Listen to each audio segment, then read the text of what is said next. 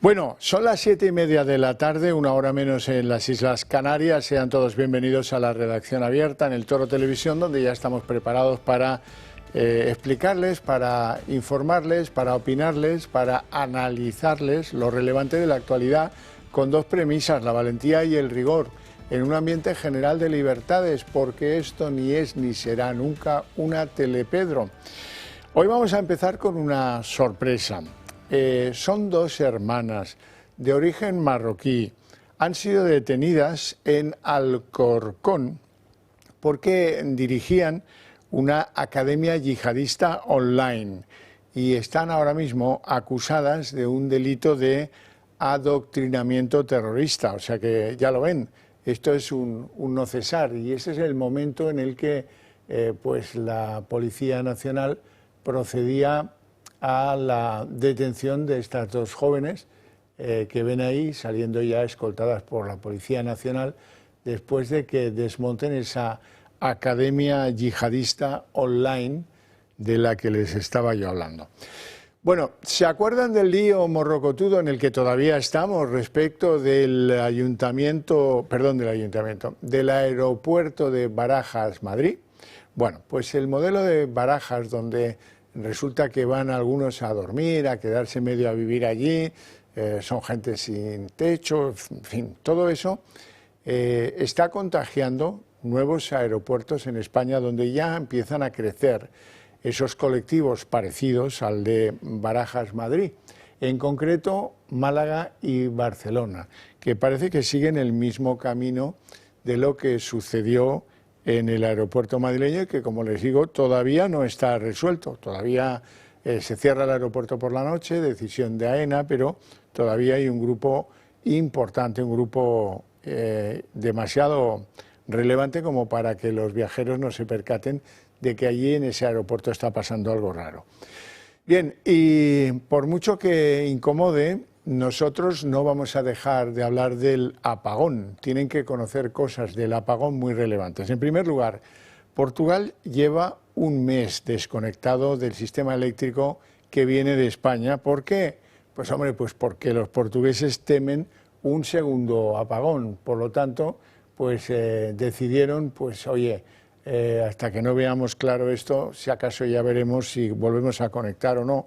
Porque, claro, en Portugal deben querer saber cuál fue la causa que les arrastró también al apagón a ellos, y que pues el problema que tuvimos en España les afectó de lleno, y seguramente pues eso ha elevado el nivel de cautela que el gobierno portugués ha decidido poner al asunto de la electricidad, un asunto que nos llevó, como saben, a negro pues entre 6 y 15 horas, depende del lugar de España del que estemos hablando. Esto de la electricidad va a acabar muy mal. Me temo que va a acabar en los tribunales, porque el gobierno se va refugiando en una serie de excusas. La última de ellas es la esbozada por Beatriz Corredor, la presidenta de Red Eléctrica Española, que dice: no, la culpa de todo esto la han tenido las compañías privadas eléctricas. Ellos son los responsables de lo que ha pasado. Y desde las compañías eléctricas, ya escuchamos ayer al consejero delegado de Iberdrola, y hoy hemos sabido que el presidente de Iberdrola, Ignacio Sánchez Galán, ha dicho que Red Eléctrica es la responsable de mantener las luces encendidas. Y no se hable más, algo muy razonable que conocemos todos, porque ese es el gran y único prácticamente cometido de Red Eléctrica. Así es que me temo que esto pueda acabar más pronto que tarde en los tribunales de justicia. Vamos a escuchar al presidente de Iberdrola. Decirles y estar totalmente seguros que la actuación de Iberdrola antes, durante y después del incidente respondió siempre a los protocolos y a la normativa establecida por el Ministerio competente y por el operador del sistema, que es Red Eléctrica, que es el final responsable de mantener luces encendidas en el país. Se da el caso de que Iberdrola tampoco es que sea un gran productor eléctrico de las energías esas que no le gustan al gobierno. Lo es, lógicamente, históricamente lo es, pero también es un gran productor de energías renovables. Así es que, bueno, pues ahí tienen a unos que podían ser árbitros neutrales de la realidad y que no van a soportar que les señalen con el dedo y les digan que ellos son los responsables lo que se produjo. Bueno, quiero hablaros de drogas. Ya sabéis que en este programa yo trato de aportaros imágenes indubitadas de lo que está pasando con la droga en nuestro país. Es un asunto que me preocupa especialmente, creo que afecta a nuestra seguridad y me parece que ha llegado el momento de meterle mano en serio, que los partidos políticos se preocupen por esto en serio y que se articulen las reformas necesarias que hagan que este país no sea tan blando con el narcotráfico y no sea tan permeable a esas bandas de narcotraficantes de mil orígenes que están muy a gusto aquí, que hacen mucho negocio aquí, que blanquean mucho aquí y que desde luego pues son un atentado futuro contra nuestra seguridad. Va a haber un momento en el que partes de España pues estén controladas por estas narcobandas de tráfico de drogas y ese será un punto al que no queremos llegar y por lo tanto hay que trabajar en ese sentido. Modestamente, pues uno que puede hacer, traerles imágenes de lo que es, y para que ustedes lo vean y se den cuenta. Hoy empezamos con la caída de una red de distribución de drogas en la Sierra de Cádiz. Han sido detenidas 18 personas, han caído pues una docena de puntos de distribución de drogas, entre las cuales pues prácticamente no hay droga que no sea objetivo de esta red. Hay de todo, mucho dinero en efectivo, lógicamente, pero todo tipo de drogas, drogas sintéticas, drogas orgánicas, drogas de todo tipo, de diseño, de las más modernas, podríamos decir, y de otras que conocemos desde antiguo. Le llaman a esto de la Guardia Civil la Operación Góngora porque se ha desarrollado en un montón de pueblos de la Sierra de Cádiz y porque ha tenido al final un saldo de 18 detenidos. Y de ahí nos vamos a la provincia o a la región de Madrid, concretamente a Alcobendas. Y aquí hay una singularidad. La Policía Nacional, en este caso, ha detenido a una serie de personas que se dedicaban a traficar con hachís, originariamente, porque luego resulta que esta misma banda a la que pertenecen estas armas de todo tipo para defender, custodiar sus alijos de droga, mucho dinero en efectivo, en fin, bueno, lo de siempre, ¿verdad?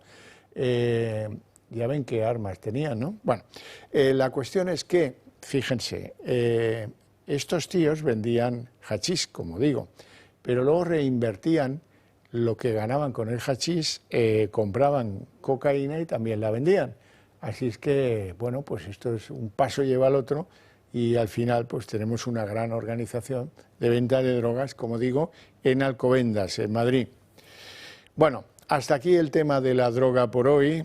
Vamos a atender algo que en nuestra sociedad afecta a bastantes más personas de las que creíamos.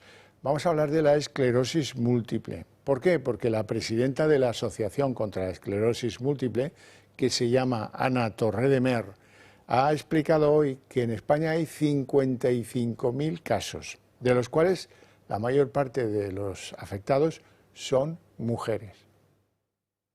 En España hay más de 55.000 personas afectadas de esclerosis múltiple, se diagnostica 2.500 casos cada año y de todos esos casos 3 de cada 4 son mujeres. La causa no la sabemos, pero seguro que hay un factor hormonal importante que incide ahí. A veces hay un camino complicado de seguir porque no se identifican lo suficiente los síntomas de la esclerosis múltiple, porque muchos de ellos son invisibles y no permiten adivinar que se tiene esta enfermedad. Es por ello que este año estamos haciendo hincapié en que es muy importante que se conozcan todos los tipos de síntomas de la esclerosis múltiple para poder acortar ese camino. Bueno, pues nuestra solidaridad con esa causa. En Budapest sigue desarrollándose la cumbre del CEPAC Patriots. La sigue Sandro Meco. Hoy creo que la artista invitada o la persona que ha convocado mayor número de medios para escucharla es la británica Liz Truss. Hola Xavier, pues sí, pues la CEPAC 2025 aquí en Budapest, en Hungría, ha llegado a su final. Y lo ha hecho, pues, viendo ahora el mal tiempo que hace con una auténtica tormenta, porque si ayer todas las ovaciones y todos los elogios se los llevó el primer ministro de Hungría, Viktor Orbán, hoy ha sido la líder de AfD, Alice Weidel, la que se ha llevado todos los elogios tras estas declaraciones. Los medios de comunicación dominantes y los políticos actuales tienen un temor fervoroso de nosotros y es justo que lo tengan porque cada vez más votantes ya están hartos que les mientan y ya están hartos de que está disolviéndose su calidad de vida año tras año. La política del establishment ya ha convertido en una zona de peligro la vida de los alemanes. Tienen miedo de los crímenes, de los delitos, de la inflación, de los precios aumentando, de la economía que rinde flojo y del desmoronamiento de sus bienes. Por eso es que votaron contra el gobierno anterior verde y de la izquierda. Y otra mujer, la ex primera ministra de Reino Unido, Liz Truss, pues ha querido reflexionar sobre cómo ha ido cambiando en el tiempo el reflejo de toda la sociedad mundial. Nos ha hecho una comparativa sobre lo que ocurría antes y el gran cambio con respecto a lo que está sucediendo ahora. Antes, la gente escapaba desde Europa Oriental hacia Reino Unido porque allí había libertad de expresión, libertad de comercio, de negocio, y ahora es a la inversa porque venimos a Budapest para hablar de la libertad de expresión. Y la nota final, el broche de oro, lo ha puesto Geert Wilders, el representante de los Países Bajos, que nos ha contado esto que están a punto de ver. Nuestra prioridad es única, consiste en detener la inmigración masiva. Los holandeses son por naturaleza un pueblo acogedor que da la bienvenida, pero están entrando en nuestro país demasiados falsos fugitivos, aprovechados, delincuentes, aquellos que quieren vivir de nosotros pero no nos respetan. Así que nada, Xavier, esta ha sido la CIPAC 2025. Esto ha sido lo que nos ha ofrecido Budapest, lo que nos ha ofrecido Hungría durante estas 48 horas. Una convención donde el lema está más que claro. La era de los patriotas ya está aquí. Fíjense, son declaraciones que todas apuntan en el mismo sentido, en que Europa está cambiando en muchas cosas. Una de las más relevantes, cómo se aprecia, cómo se valora y cómo se combate la inmigración ilegal. No es la única, pero es una de las más importantes. Bueno, y antes de irnos a publicidad, permítanme que les hable del Club de Amigos del Toro Televisión. Les invito a que se incorporen al club. Es muy fácil hacerlo, llamando a ese teléfono que aparece en pantalla y en apenas 5 minutos el tema está solucionado. ¿Por qué hago esto? Pues porque creo que llegarán ustedes a la conclusión de que es más fácil impulsarnos a nosotros para que seamos esa correa de transmisión que traslade al conjunto de la sociedad española las ideas que compartimos, que hacerlo en solitario, cada uno según pueda, porque así no llegaremos a hacerlo con la velocidad necesaria que requiere el hecho. Y en el Club de Amigos me piden que les cuente algunas actividades que tienen pensadas y diseñadas y calendarizadas para ustedes. Verán, el próximo martes 3 de junio se celebrará la última sesión del ciclo de conferencias de José Javier Esparza. Ya saben ustedes que el tema a tratar van a ser las claves ocultas del 23F y habrá una entrega de diplomas por parte de José Javier Esparza a los asistentes, a los que han tenido pues la paciencia y el interés por seguir ese ciclo de conferencias históricas de Esparza. Y el jueves 19 de junio tenemos una cita de desayuno con don Luis del Pino para comentar la actualidad política, social y económica con él y su equipo. La cita va a ser a las 10 de la mañana, jueves 19 de junio, aquí en la sede de Radio Libertad. Y muy buenas noticias para todos los socios y amigos que tenemos en Barcelona y alrededores, porque el miércoles 25 mantendremos un almuerzo en Barcelona con José Javier Esparza y Julio Ariza, que van a estar allí para escucharles, para explicarles, para contarles o para llegar a planteamientos que puedan ser útiles en las dos direcciones, las de los que nos siguen en Barcelona y alrededores y las que podemos trasladarles desde este medio de comunicación. Así es que si les interesa alguno de estos planteamientos de carácter cultural que les he contado, no lo duden, tienen que llamar al 916162464 y reservar plaza. Si usted sufre de pesadez en las piernas, hinchazón, varices o dificultad para caminar largas distancias, esto le interesa. La presoterapia, según los expertos, ha demostrado ser un tratamiento infalible para aliviar estos síntomas, ya que utiliza presiones controladas en distintas partes de nuestro cuerpo para reactivar la circulación, aliviar la hinchazón y relajar los músculos. Gracias al equipo de presoterapia de Grupo SR Connect, homologado, ya no necesita desplazarse y pagar costosas sesiones en centros médicos estéticos. El dispositivo además cuenta con un accesorio para la cintura, ideal para el estreñimiento, gases, incontinencia o dolores lumbares. También, si tiene problemas con la flacidez o dolores en los brazos, contamos con un accesorio para ellos. Disponen de servicio técnico en toda España y hasta 10 años de garantía. ¿Se imagina cómo se sentiría sin esas molestias que le afectan cada día? Llame ahora al 919997910 y le informarán sin compromiso. Y por si fuera poco, para las 50 primeras personas que llamen después de ver este anuncio, les aplicarán un descuento del 30% sobre su precio total. No espere más. Llame al 919997910, porque su salud se lo merece.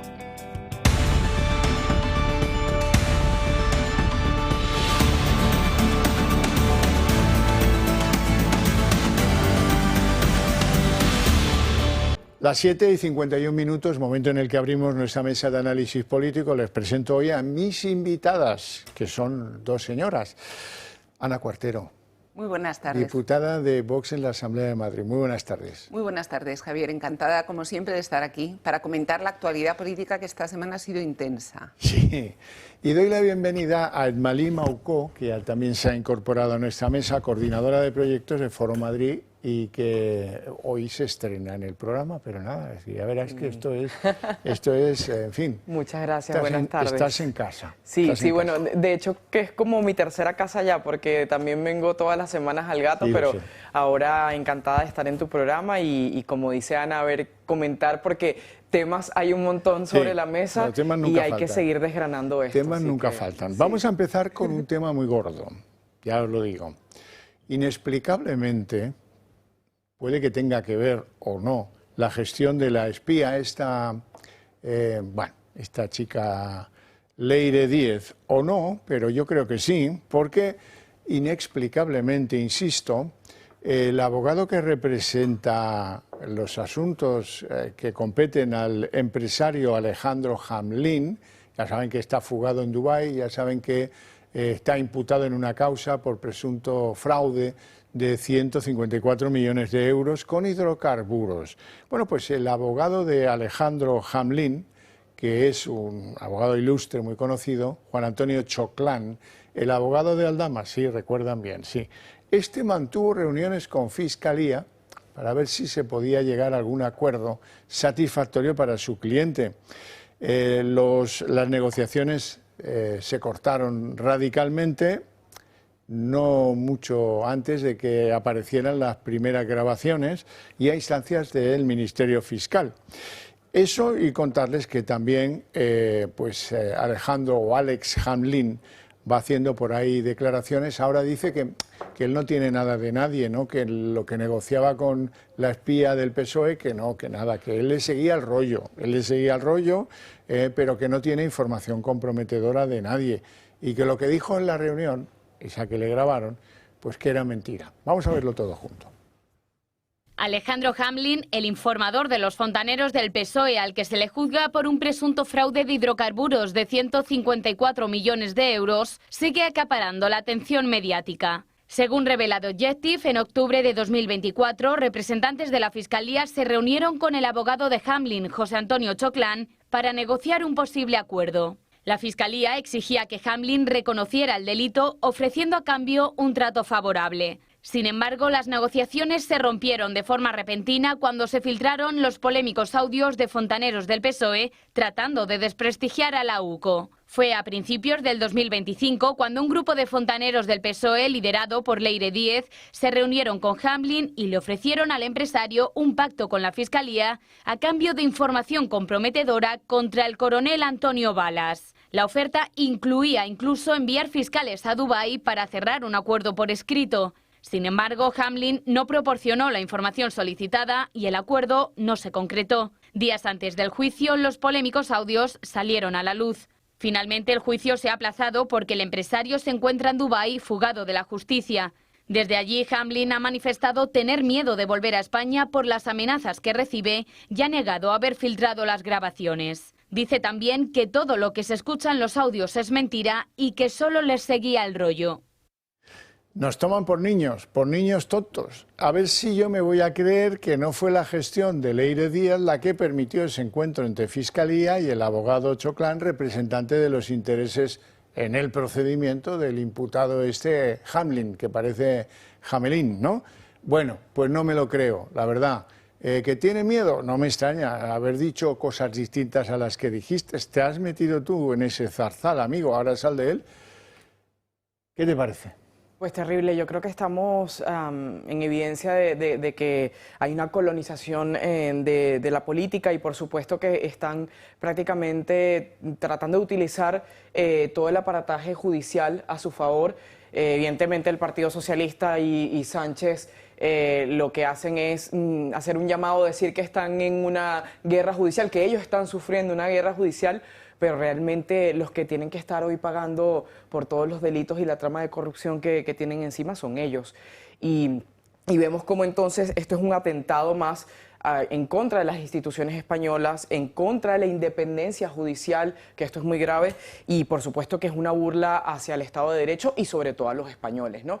Que hoy vemos con preocupación, con indignación, todo lo que está ocurriendo y bueno, yo siempre lo digo, que al final del día es para que hubiese una movilización diaria y unas acciones contundentes ya y que además hay una sentencia firme por todos estos casos que se están ahora abriendo, ¿no? Ana Cuartero.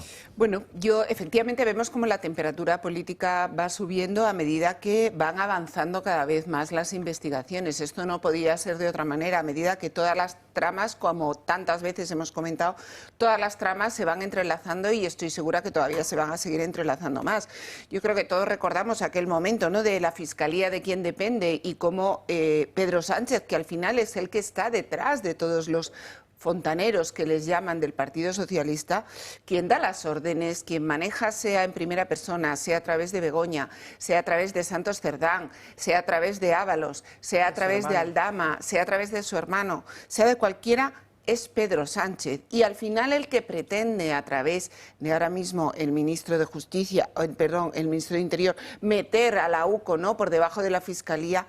¿Para qué? Para tenerla controlada es Pedro Sánchez. Entonces, como tantas veces hemos dicho en este programa, es momento que todos los españoles, en la situación en la que estemos, el que esté en la UCO, el que esté en un juzgado, pero no solo el juez, todos procuradores, letrados, todos los que estamos, o sea, tenemos que tener muy claro que no podemos dejar a este señor dar ni un paso más. Este golpe que se le pretende dar a la UCO para meterla por debajo de la Fiscalía, que no es nada más que un control, es tremendamente grave y hay que pararlo entre Ahora todos. hablaremos de ello, sí, extensamente. Antes que eso, porque te he escuchado decir fontaneros, los fontaneros protestan, fontaneros del soplete y de los tubos de cobre, protestan, dicen que, oiga, que nuestra profesión no puede denigrarse al punto de compararla con quien hace espionaje político, cloacas políticas, o si quieren, de quien se expresa como una verdadera macarra de la chirimoya, como yo la llamo,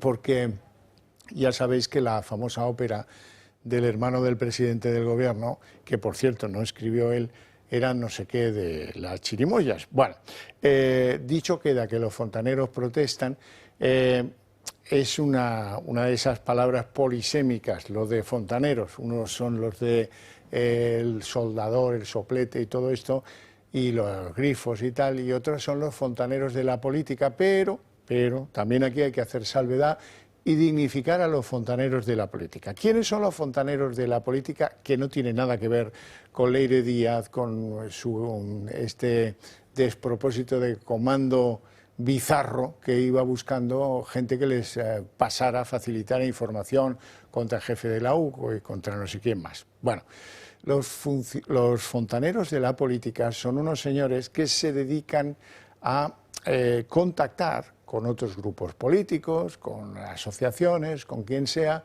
para ganar sobre todo el impulso a iniciativas que promueve su partido político o su gobierno o lo que sea. Gente desconocida que trabajan cerca de la Moncloa o del Partido Popular o de Vox o de quien sea, a los que se le encarga, oye, pues mira, vete tú a hablar con estos, a ver si estos te dicen cómo, si apoyarían tal iniciativa en la Cámara Legislativa o lo que sea. Esos son los fontaneros de la política. Nada que ver, tienes razón, tanto los fontaneros del soldador como los fontaneros de la política al quejarse, porque lo que se ha oído en esas grabaciones tiene mucho más que ver con la mafia, con el AMPA, con lo que ustedes quieran, que con esas dos nobles profesiones. De hecho, el otro día comentábamos, ya lo habíamos adelantado en otro programa, que deberíamos de empezar a llamarles poceros, con perdón de los poceros, sí, porque realmente lo que se meten es en las cloacas, en donde está lo más podrido de la política y desde luego no solo los fontaneros de la política, sino todos los que nos dedicamos vocacionalmente a la política, en el fondo sufrimos el desprestigio que conlleva la actuación de todas estas personas, ¿no? Yo creo que también somos muchos los que queremos recuperar la dignidad del trabajo político, que no es otra cosa que un trabajo de servicio a la sociedad. Duda. O sea, eso es importante lo que dice Ana, porque es verdad que lo que ha traído el Partido Socialista es una cadena de desprestigio total. Y lo que hay que dignificar es justamente ese trabajo que políticos como los de Vox afortunadamente hacen a diario y que la política no tiene que estar manchada, que los corruptos son ellos y los que le hacen el juego también a ellos, que desafortunadamente vemos a un partido como el Partido Popular que le sigue haciendo el juego al Partido Socialista. Entonces eso los convierte automáticamente en cómplices también de ello, ¿no? Bueno, así que no se coman las explicaciones de Leire Díaz, esas que dice que estaba haciendo un trabajo de investigación sobre los hidrocarburos y los fraudes y tal, porque son absolutamente falsas, eso no es cierto, como demuestran las propias grabaciones que hemos conocido. Ella estaba por encima de todo eso y de las ventajas que ella llevaba en su aldaba, demuestra el que pueda conseguir reuniones con la Fiscalía para un corrupto huido que está en Dubái. ¿Desde cuándo? ¿Por cuánto? ¿De qué forma?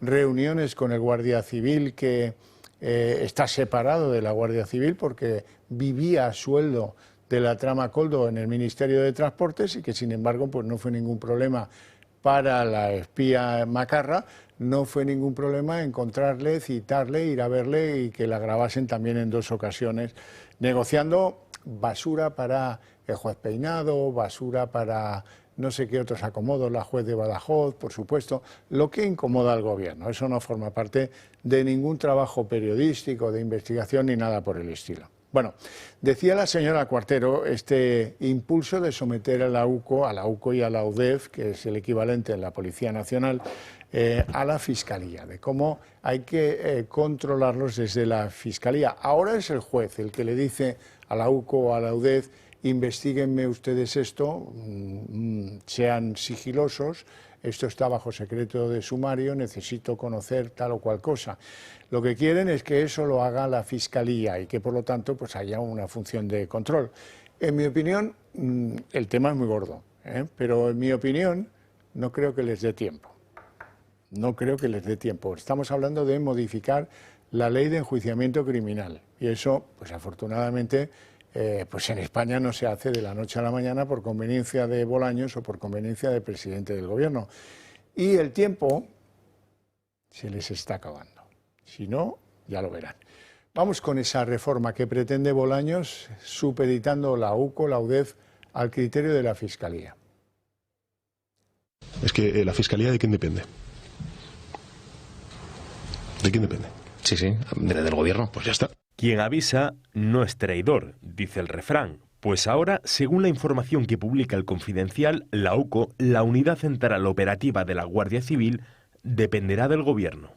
La macroreforma judicial que prepara Bolaños hará que policías judiciales, como esta de la Benemérita, pasarán a recibir mandados de los fiscales, en vez de acatar las órdenes de los jueces de instrucción. Las investigaciones dependerán de la Fiscalía y estarán bajo la supervisión de un juez de garantías. Fuentes consultadas por El Confidencial alertan que con esta novedad no hay una balanza que evite los abusos de poder. Todo esto llega tras un tsunami de polémicas publicadas por diferentes medios donde miembros y socios del PSOE intentan asfixiar a la Guardia Civil. A ver, una cosa a ti me interesa. Vamos a parar aquí un momento, porfa. Mira, yo soy de abreviar mucho esto. No necesito a todo el mundo ahora, ¿vale? No necesito a todo el mundo. Necesito a balas. Un cuerpo en el punto de mira del PSOE desde hace años por las investigaciones de presuntos casos de corrupción. Escándalos que nada más y nada menos salpican a figuras importantes del socialismo español y a miembros de la familia del presidente del gobierno. Como probablemente recuerden, esta señora, que es muy desfachada, dice que no se me amontonen, que no compro basura de todos. He significado al jefe de la UCO, Antonio Balas, teniente coronel de la Guardia Civil. Quiero material de balas. Para el trabajo de investigación seguro que es ideal. Cuartero. La verdad es que tiene tintes ya todo esto muy orwelliano, ¿no? O sea, estamos al punto ya casi de la policía del pensamiento. Pero es que además no solo es preocupante que quieran que la UCO o la UDEF dependan del fiscal, sino de este fiscal. Ojo, que estamos hablando de un fiscal que ha sido el primer fiscal general del Estado.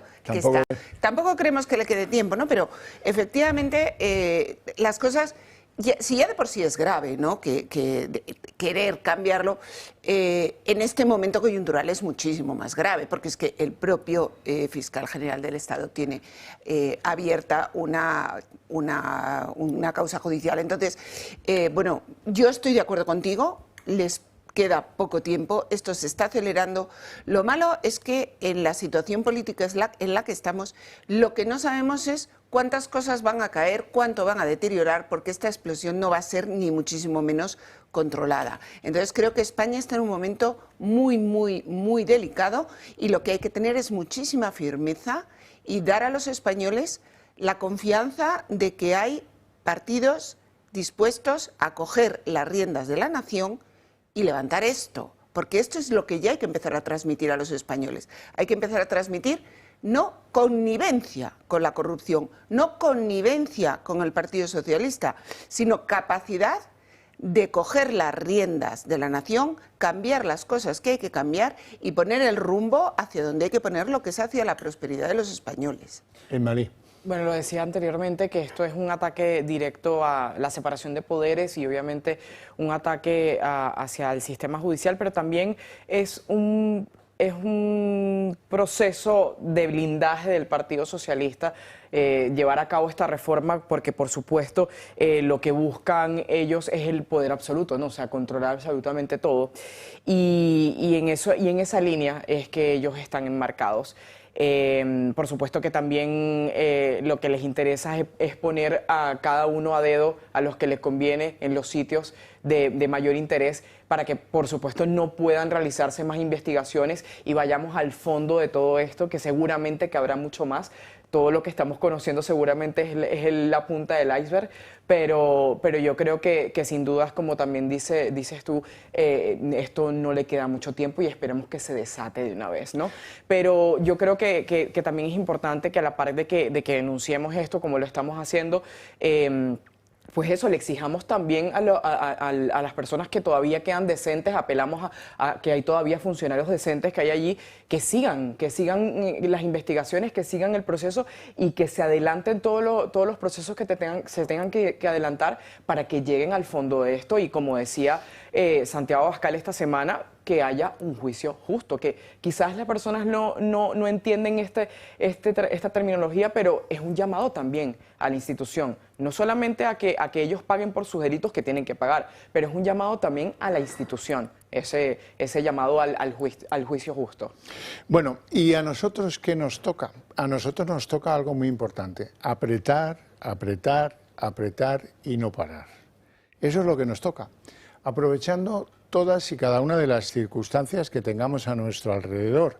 Es evidente, y yo pues manifiesto aquí, que cada uno toma las decisiones en política que le parecen adecuadas y convenientes, pero eso también está en el arbitrio y en la libertad de los demás que se pueda criticar. Yo critico que Alberto Núñez Feijóo no se atreva a plantear una moción de censura en estos momentos, y lo digo porque tengo la sensación de que el Gobierno y el PSOE han llegado a una situación de paroxismo en la que esto terminaría por noquearles si antes de irnos de vacaciones hubiera una moción de censura en la que durante varios días se hablara de todas estas tramas cloaqueras del partido, de todos esos pactos con personas que tienen causas penales abiertas, de todo ese tráfico consentido, según dicen algunos, de la trama por Santos Cerdán y por Pedro Sánchez. Bueno, pues este es el momento más propicio para esa moción de censura. El resultado de ella, pues es incierto, nadie lo sabe, pero hay que jugar esa partida, porque a lo mejor, quién sabe si Podemos, quién sabe si el PNV dice, bueno, pues hasta aquí ha llegado la cosa. Hemos visto cómo 20 altos cargos del sanchismo han dejado sus cargos en los últimos 2 meses. El último, el secretario de Estado de Seguridad, Rafael Pérez. O sea que hay una sensación de fin de ciclo bastante obvia.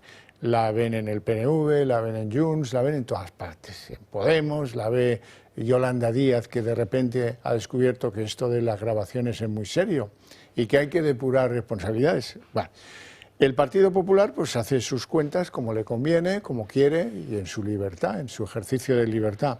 Hoy defendía el no a la moción de censura Borja Semper, que es un tío bastante curioso, ahí lo dejo. Bastante curioso hoy, ¿por qué? Bueno, porque su tesis sobre por qué no hay que hacer una moción de censura, pues es para caerse de risa. Escúchenla. Y hoy consideramos que estamos en un momento crítico para la credibilidad de las instituciones, para el propio sistema democrático, la salud de nuestro sistema, que conviene también que los españoles utilicen una herramienta constitucional como es la manifestación para de una manera pacífica, ordenada, pero contundente y firme, decir también en las calles que esto es insoportable. Y la moción de censura, conviene recordar también una cosa, Susana, perdóname, una vez que la presentas, estás un año que no puedes volver a presentar una moción de censura. Y lo que va a pasar en las próximas semanas y en los próximos meses de tal envergadura que conviene tampoco quemar balas. Vamos a ir con cabeza, con contundencia y respondiendo a los intereses del conjunto de la mayoría social de españoles.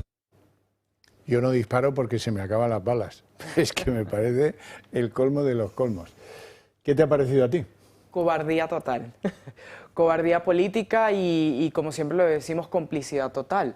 Vamos a ver, en un momento en el que estamos con un punto tan álgido donde se ha conocido que hay una trama criminal, de que este gobierno es una mafia total, ¿cómo no vas a hacer todo lo que está a tu disposición para poder sacarlos del poder? Tienes que tener el temple de poder hacerlo y por supuesto que el Partido Popular no lo va a hacer. Ahí está. Nosotros tenemos más de 7 años llamando a este gobierno como lo que es por su nombre, como lo son criminales, y Feijóo, mientras que todo esto estaba pasando, los audios estaban revelando, él lo que hacía era poner tweets sobre el fútbol, luego, bueno, ha llamado por primera vez mafia al gobierno de Sánchez, pero luego es, bueno, con toda firmeza convocamos el día 8, pero vamos a ver, ¿de qué estamos hablando? Y la agonía que viven los españoles y los problemas a diario que sufrimos nosotros, ¿cómo los podemos resolver si tenemos una oposición como la del Partido Popular? Los únicos que se plantan y plantan cara a esto, afortunadamente, es Vox, pero yo espero que la ciudadanía se dé cuenta de esto y de una vez por todas podamos salir de esta debacle.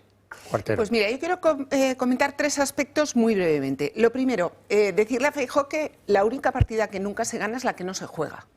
Entonces, yo creo que eso lo saben todos los españoles. Está volviendo a cometer los mismos errores que en el 23 de junio, que es no atreverse. Él perdió las elecciones el día que no se presentó al debate contra Pedro Sánchez porque iba con nosotros y ya había debatido una vez. Y está volviendo a dar los mismos síntomas de cobardía política y sobre todo de no ser una persona que sea reconocido por todos los españoles como una oposición real a Sánchez. Lo siguiente que hay que plantearse es ¿esto es solo él o quién manda realmente en el PP? Porque no podemos olvidar que el Partido Popular Europeo es socio del Partido Socialista Europeo, con lo cual lo segundo que le está diciendo el Partido Popular a todos los españoles que piensan votar al Partido Popular como oposición al Partido Socialista, que a mí no me gusta hablar de sanchismo, sino de Partido Socialista liderado ahora mismo por Pedro Sánchez, porque no es verdad que haya un Partido Socialista bueno, es que él ni siquiera manda, sino que tiene que pedir permiso y tiene que avalar con unas cuentas una operación exitosa contra el Partido Socialista. Eso es lo que me parece a mí. Y lo último, cuando hablan de la manifestación a la que han convocado. Mira, yo no vuelvo a ir a una manifestación convocada por el Partido Popular, porque fui a la de la ley de amnistía y pusieron un discjockey. Salió Feijóo, que se creía el de Apple, con su cuellito vuelto monísimo, y pusieron un discjockey en la Puerta del Sol. Yo no tengo nada que celebrar cuando protesto por la ley de amnistía. No tengo nada que celebrar cuando digo que quiero que Pedro Sánchez se vaya porque juega incluso con la vida de los dirigentes de la UCO. Por lo tanto, desde luego que cuenten con mi ausencia, absolutamente, porque no voy a ir a que me pongan la Macarena para protestar contra Pedro Sánchez. Y creo que como yo, muchísimos españoles, ni a que me pongan la Macarena, ni a que me lleven una banderita de Europa, porque Europa nos va a salvar, porque Europa son ellos y el Partido Socialista, o al menos la Europa que nos quieren vender. Bueno, resulta que Alberto Núñez Feijóo emitió en sus redes sociales un mensaje de aliento a la afición del Betis el día que el Betis perdió una final europea menor. Perdió 1-4. Y el texto literal de la mano de quién sabe quién, porque yo no sé quién escribe esos mensajes, doy por hecho que el líder político nunca. Pero bueno, decía allí, de la derrota también se aprende. Pues chico, lo que vale para el fútbol vale también para la política. Si es que de la derrota hipotética, porque no lo sabes hasta que no formules la moción de censura y pongas en un brete después de 3 días de debatir intensamente sobre lo que ha sido el sanchismo para España, pues hombre, de la derrota, si es que acaba en derrota, también se aprende. Y todas las mociones de censura de la historia reciente de España han proyectado a los que las han planteado en su compromiso electoral de las generales cuando se convoquen. Bueno, vamos a hablar de Mallorca un poquito porque han llegado a un acuerdo el Partido Popular y Vox para que haya presupuestos en las Baleares y la presidenta balear, Marga Proens, estaba muy contenta con esos presupuestos aprobados, que ya son 2 de esas autonomías en las que Vox plantó a los presidentes del Partido Popular, pues ya son 2 las que tienen presupuesto, la Comunidad Valenciana y ahora Baleares. Y quién sabe si en las próximas semanas pues no tenemos alguna que otra en lo mismo. Vamos a escuchar a Marga Proens.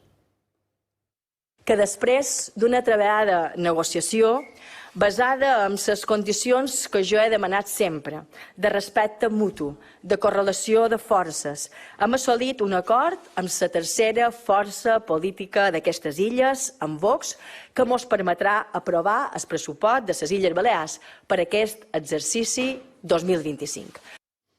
Ahora entramos en el terreno de las incoherencias, porque si tú rompes, que lo hagas en Valencia es una cosa, porque tienes la Dana, hay que reconstruir y bueno, pues pueden apelar a sentimientos muy profundos, muy arraigados de querer colaborar con esa reconstrucción. Lo de Baleares ya me cuesta más de entender. El que se hayan pactado unos presupuestos, pues sí. Bueno, pues es cierto, puede ser difícil de entender, pero lo que hay que entender es que las exigencias que se llevan para la aprobación de los presupuestos son hacer unos presupuestos mejores para todos los españoles que viven en Baleares que el presupuesto que está vigente. Recordemos que un presupuesto se prorroga automáticamente. Por tanto, Si nosotros no llegamos a un acuerdo de presupuestos, seguirán vigentes los presupuestos anteriores. Si nosotros conseguimos volcar en unos presupuestos muchas de nuestras políticas, como es la lucha contra la inmigración ilegal, como es terminar con la imposición lingüística, como se ha hecho en Valencia, terminar con las leyes de memoria democrática autonómicas, luchar contra las imposiciones que se están haciendo vía leyes LGTBI.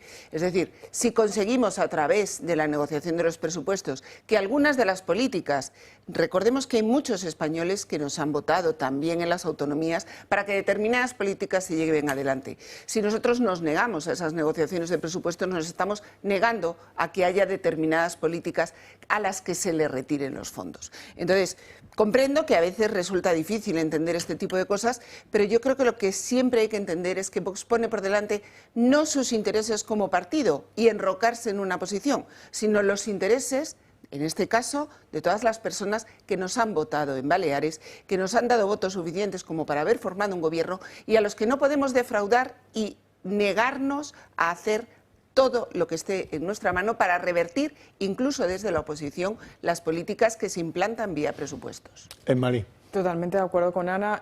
Al final, bueno, es parte también del juego de la política, el arte de la negociación, pero por supuesto que también está el no ceder ni un ápice en todos los planteamientos del partido, que en este caso Vox jamás cambiaría, obviamente, sus posiciones y sus políticas. Más bien yo creo que es una oportunidad en la cual allí el gobierno balear, justamente estando allí Vox presente, puede también incluso meter en cintura al Partido Popular y no desviar lo importante, ¿no? Porque al final vemos que también el Partido Popular mantiene hoy por hoy una serie de leyes que son tremendamente nocivas para los españoles y Vox va a estar allí plantando cara. Entonces yo creo que es importante un avance como este y que por supuesto también nos abre a nosotros el abanico de seguir creciendo, no solamente en las Baleares, sino en toda España.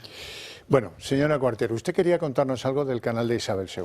Pues sí, la verdad es que es un tema que me importa mucho, porque, mira, estamos todos muy preocupados con la corrupción del Partido Socialista, pero es que no podemos olvidar que existe otros temas. Por ejemplo, el caso Lezo está pendiente de que haya sentencia en la Audiencia Nacional. Entonces, ¿qué es lo que pasa? Que vemos que ahora mismo en la Comunidad de Madrid ha empezado un proceso de desinversión en Latinoamérica y se está empezando a vender todas las empresas, ojo, sin que sepamos cuánto dinero se ha perdido. La auditoría hecha el año pasado por Ernst & Young sobre las cuentas del año 2023 negó el informe de auditoría a Canal Extensia, que es la propietaria de todas esas acciones en Latinoamérica. Y este año les ha dado el informe de auditoría, pero con muchas salvedades.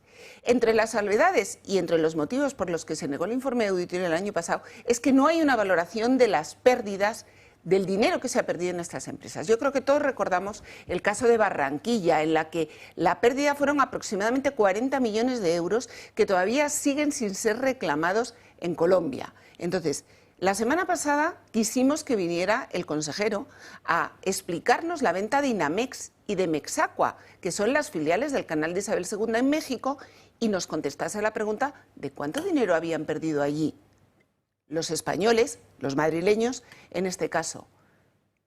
El consejero no vino a comparecer, alegó que no tenía la obligación de venir a comparecer. Yo le di la oportunidad y digo, bueno, si no te obliga el reglamento, cosa que yo estoy totalmente en contra, ven tú voluntariamente, todavía estamos esperando. Pero es que esta semana sale que la próxima en venderse es Emisao, otra de las empresas de las que desconocemos si tiene... ¿Esta de dónde es? Activos. Emisao es en Brasil. En Brasil. Entonces, y en Brasil ya se conocen pérdidas millonarias del mismo importe de las que se perdieron en Colombia. Entonces, tenemos el caso Lezo pendiente de sentencia en la Audiencia Nacional. Señores, yo creo que no vale con pedirle cuentas de malgastar el dinero a Comisiones Obreras, UGT y al Partido Socialista. Es que el Partido Popular también tiene que dar muchas cuentas a los españoles de todos los casos de corrupción que ha habido entre sus filas. A veces ya sabe usted que para conseguir cierta transparencia mínima y elemental, uno tiene que emprender las patadas en un sitio que se llama los tribunales. Exactamente. Ya. pues cuando no queda otra. Pues la verdad es que yo, por ahora, vamos pidiendo explicaciones. Hemos pedido explicaciones en el portal de transparencia, hemos pedido explicaciones en la Asamblea de Madrid y, desde luego, si todas esas explicaciones se nos van negando, pues habrá que seguir el camino y en eso no tenemos ningún miedo. Pero yo espero que recapaciten, que venga a comparecer por propia voluntad el consejero y que no me diga por los pasillos que esto es algo que no te preocupes, no veas fantasmas donde no los hay, que aquí no hay nada. Bueno, pues si no hay nada, vienes, me das las cuentas y yo ya me quedo súper tranquila. A velocidad telegráfica, la Audiencia Nacional ha condenado a 6 de los hijos de los Ruiz Mateos a 7 años y 4 meses de cárcel por estafa, blanqueo y alzamiento de bienes. No tenemos tiempo para más, lo dejamos aquí con mi agradecimiento para estas 2 señoras por su presencia en el programa y por sus opiniones sobre todo. Y a ustedes, ¿qué les voy a decir? Que les agradezco que nos sigan. Eso sí, para ustedes tengo premio a la vuelta de publicidad, el día en 30 minutos.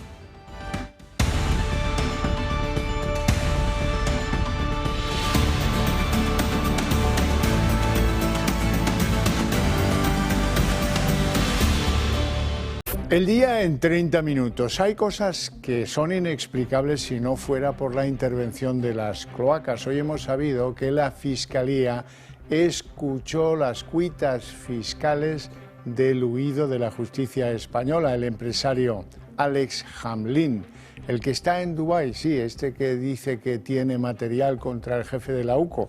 Bueno, pues a él no le escucharon porque no ha vuelto a España, está fugado, pero a su abogado, José Antonio Choclán, a este sí que le escucharon, sí que mantuvieron reuniones con él y ojo que es el mismo abogado que obtuvo tiempo atrás la libertad de Aldama.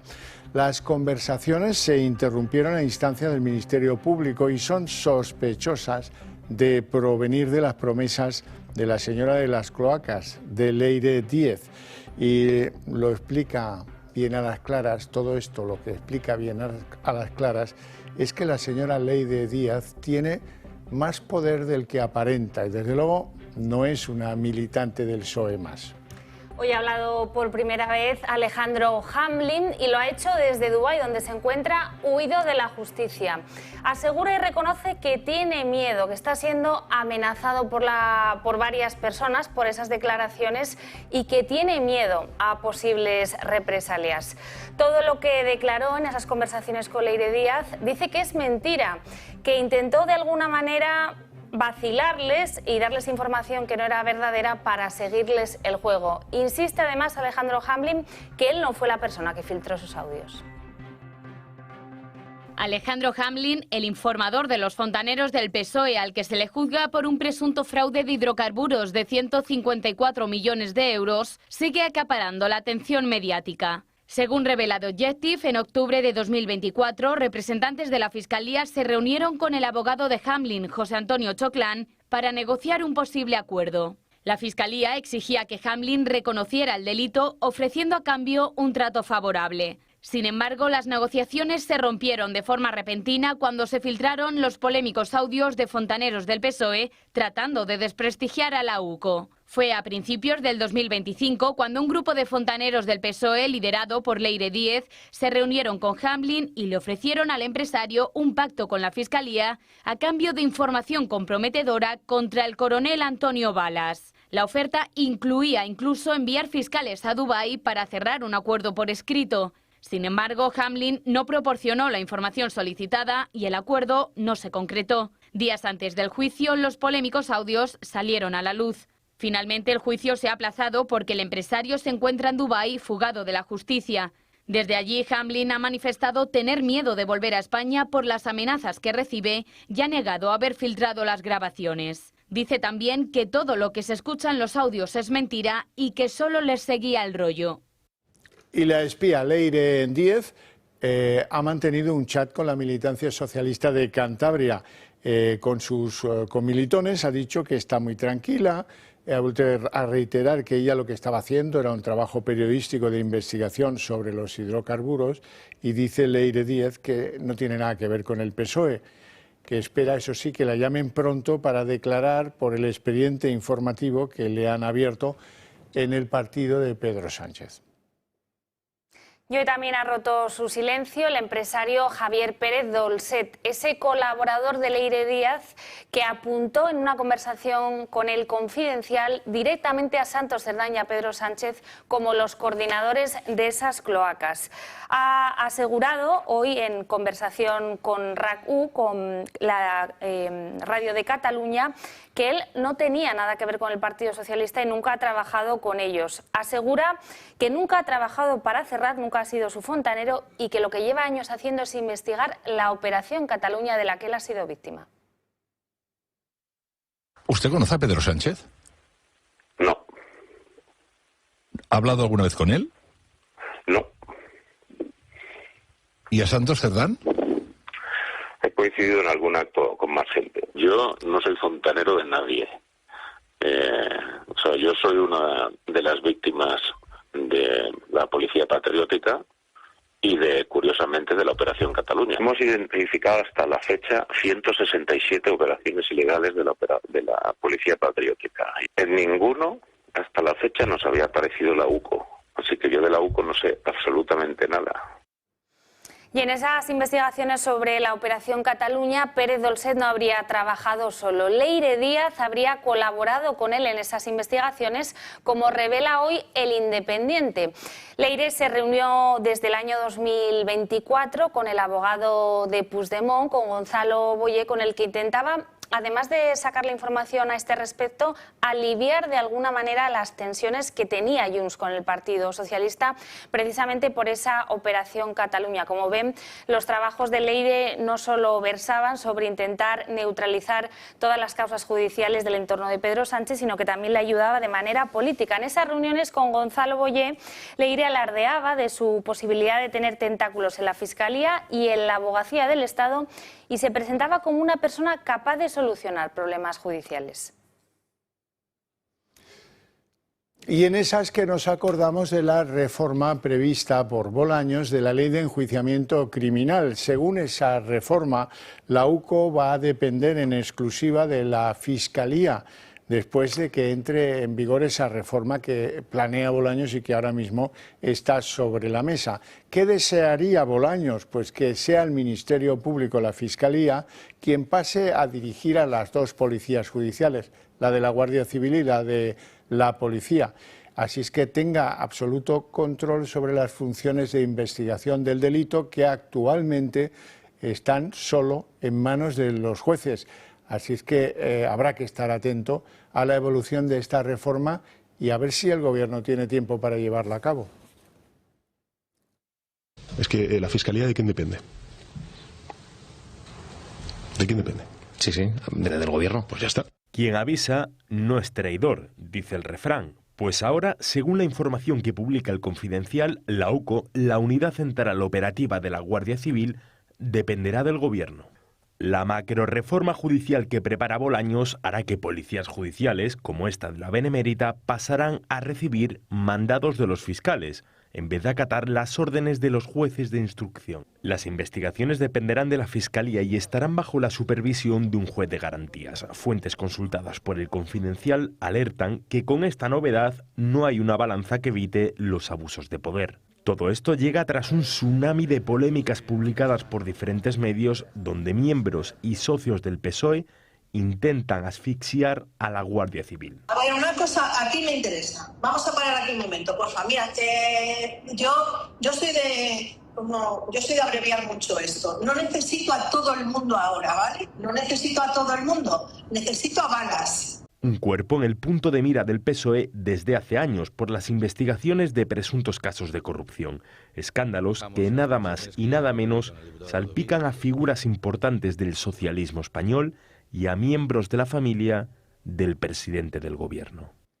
El hedor se hace insoportable. El empresario Alex Hamlin, el de Dubái, el que tenía material radioactivo contra el jefe de la UCO, ahora dice que se tiraba el rollo, que tiene miedo.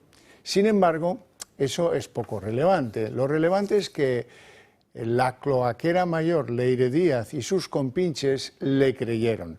Solo eso explica que el abogado del empresario Hamlin, Juan Antonio Choclán, el mismo que llevó a la libertad a Víctor de Aldama a cambio de tirar de la manta, pues consiguió que le abrieran unas reuniones con la Fiscalía a finales de 2024. ¿Reuniones para qué? Pues para exponer el drama que tiene este hombre en el fraude de los hidrocarburos.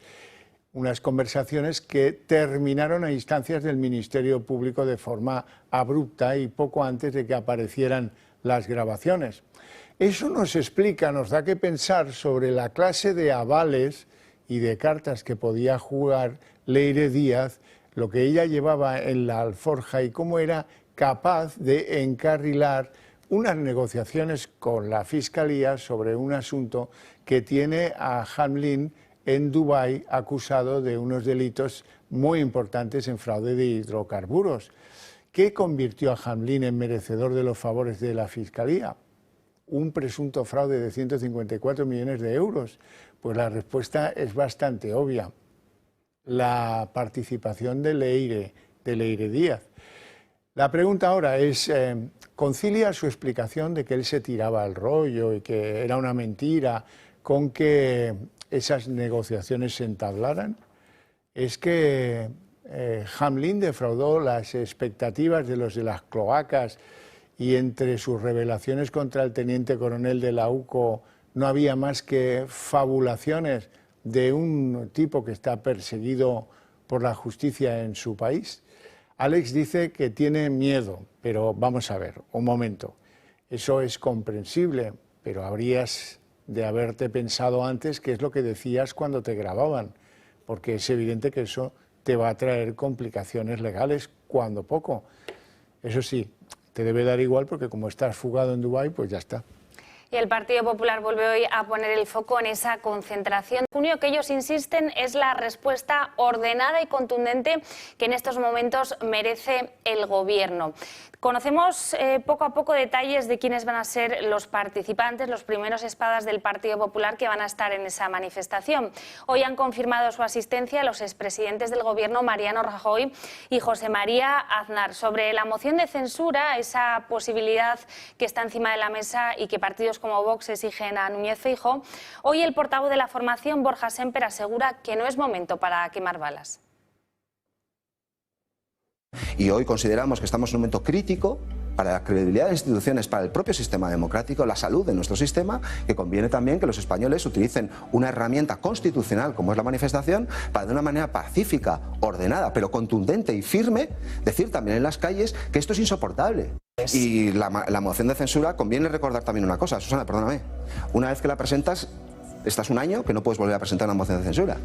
Y lo que va a pasar en las próximas semanas y en los próximos meses de tal envergadura que conviene tampoco quemar balas. Vamos a ir con cabeza, con contundencia y respondiendo a los intereses del conjunto de la mayoría social de españoles.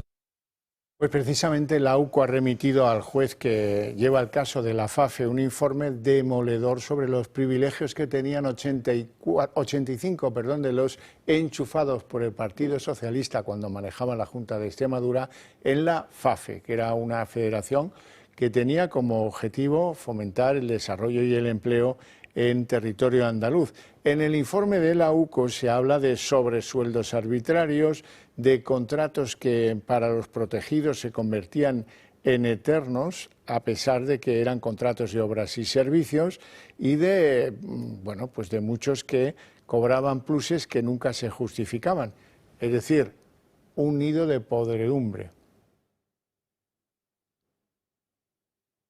El PSOE andaluz utilizó a su antojo la Fundación Andaluza Fondo de Formación y Empleo, más conocida como la FAFE, para enchufar a familiares, amigos y todo tipo de allegados. En un informe de más de 700 páginas, la Unidad Central Operativa de la Guardia Civil confirma que el Partido Socialista enchufó con fondos públicos a la mayoría de sus 84 contratados en la Fundación, que ya fueron denunciados con nombres y apellidos por el SAF, el Sindicato Andaluz de Funcionarios. Se convertían en empleados públicos sin pasar por los procesos selectivos de los funcionarios. También recibían sobresueldos y ascensos completamente arbitrarios. La FAFE, creada por el gobierno socialista de Manuel Chávez, estuvo funcionando durante 8 años con Fernando Villena al frente, el que fuera secretario de Empleo del PSOE en Andalucía. En este tiempo, la Fundación recibió 300 millones de euros de subvenciones de la Junta de Andalucía para financiar actividades formativas. La UCO señala contrataciones como la de la esposa de Juan Espadas, actual portavoz del PSOE en el Senado y exsecretario general de la formación en Andalucía, o la de la sobrina del exsecretario general de UGT, Cándido Méndez. La mayoría de estas incorporaciones se produjeron poco antes de la disolución de la Fundación, según la UCO, para facilitar su integración en el SAE, Servicio Andaluz de Empleo, y consolidar así sus puestos. A día de hoy muchos conservan una plaza fija. La UCO no descarta que estas prácticas puedan constituir delitos de prevaricación, malversación y falsedad documental. Y el juez Peinado renuncia definitivamente a investigar lo relativo al rescate de Air Europa. En un escrito enviado hoy a la UCO, el magistrado reconoce que se confundió entre Globalia y la empresa Innovanext, propiedad del empresario Juan Carlos Barrabés, y da órdenes de dejar de investigar todo lo relativo al rescate de la aerolínea. Sí investigará la compañía del empresario Maño, presuntamente beneficiado por Begoña Gómez, una de ellas, Innovanext, y que, recordemos, se reunió en la Moncloa con el propio Pedro Sánchez y con su mujer Begoña Gómez. Nueva concesión a Junts. Junts y el PSOE han acordado que Cataluña asuma la gestión integral de los secretarios e interventores municipales. La Generalitat se atribuirá las facultades de crear, clasificar, suprimir los puestos de esas dos funciones muy importantes en el ámbito municipal. Además, aprobará las ofertas de empleo público y la gestión administrativa integral de todos esos funcionarios, secretarios e interventores de los municipios. Así que ahí tenemos una cesión importante, porque quien tiene la gestión de todo eso también tiene el control de quiénes son los adecuados y quiénes no. Y en Baleares, Marga Proen sigue los pasos de Carlos Mazón y sella un acuerdo de presupuestos con Vox. Este pacto, que cuenta con el visto bueno de la dirección de Vox de Santiago Abascal aquí en Madrid, incluye cesiones en materia de migración y contra el Pacto Verde y un acuerdo para potenciar el castellano frente al catalán, que todavía tiene que detallarse. El acuerdo está avalado, como decíamos, por Santiago Abascal, que también le dio su visto bueno a ese acuerdo en la Comunidad Valenciana, pese a ese distanciamiento que mantienen con Génova, aquí en Madrid. Las conversaciones siguen también en otras comunidades como Aragón y Murcia, después de que Abascal rompiese hace escasamente un año esos pactos por desencuentros con el reparto de menas entre las distintas regiones.